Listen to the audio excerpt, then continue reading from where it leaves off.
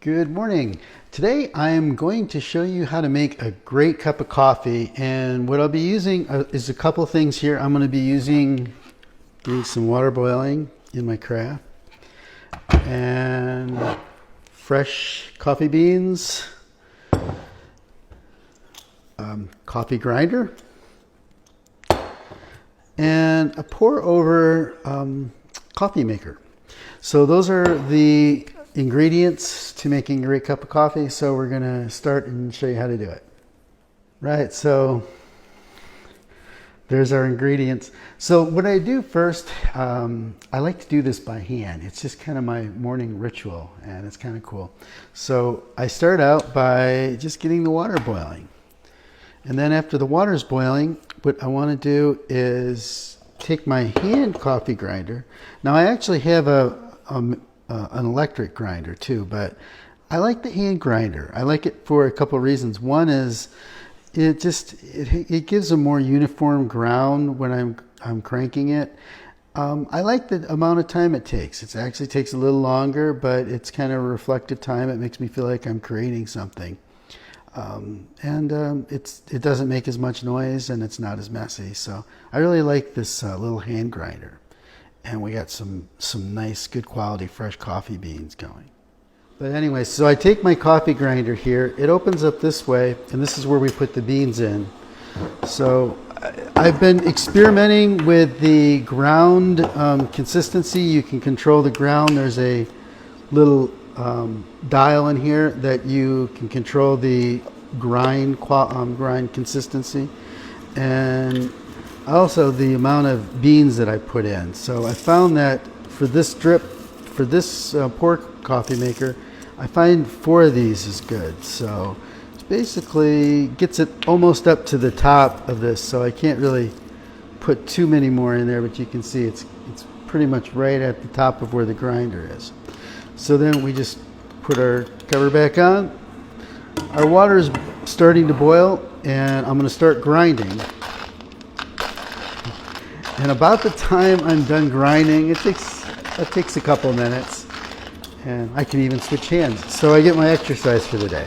So about the time that the coffee is done grinding, the water will be ready, and then I can start to pour. It's finished boiling, finished grinding the coffee here, and we're going to open this up. We got our coffee grounds in here. And now we pull out our pour, and we got a permanent filter that we can wash and reuse, and that's what I like to use. You can also use a paper filter. The paper filter gets a little bit more of the sediment out, but I actually kind of like the sediment in the coffee, so I like this type of a filter. So we just pour our beans in there, and then what we do is we'll start pouring, and when we pour, we want to just get the edges, just get the coffee in there like the edges. And we don't want to pour it all right at one time. We want to put a little bit in there, let the grounds soak up. And that's called letting it bloom. And we want to let that coffee bloom for about maybe 45 seconds to 1 minute. So we'll just let that sit there for just a little while.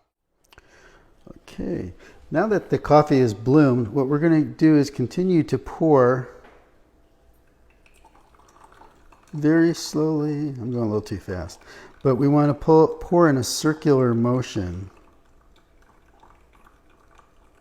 so the grounds are covered evenly, and just pour slowly. We can let it sit just for a few minutes, let it kind of soak up a little bit and continue dripping. You can see it's dripping into our main container.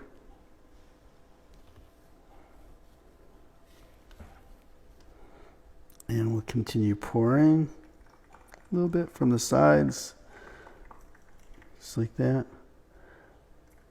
When I get to about the mark where my cork holder starts, I'll pour just a little bit more. And then I'll let the rest of it just seep in. Okay, so that's all seeped in, the water's out. We can remove our filter now from the carafe. put this little stopper in. It's mostly decorative. I don't think it does anything except make it look pretty. And then we have, I like using these. These are double insulated glass mugs. I just love the look of them when you pour the coffee in. So I'm just gonna pour the coffee. You can see the beautiful look of the coffee with these kinds of mugs. And we have an absolutely perfect cup of coffee and a couple more after we're done with that. If you're sharing, if you're not sharing, there's more for me. But that makes a beautiful, perfect cup of coffee. So that's all there is to it. Again, it makes a beautiful, perfect cup of coffee. I love the pour method. The other method I use sometimes is the French press, which I have right here. I like the French press too. It's a little bit different. Maybe it's easier. The pour method you have to control more. I think that's why I like it in the morning. It's just become a ritual, and it makes a very, very good tasting cup of coffee.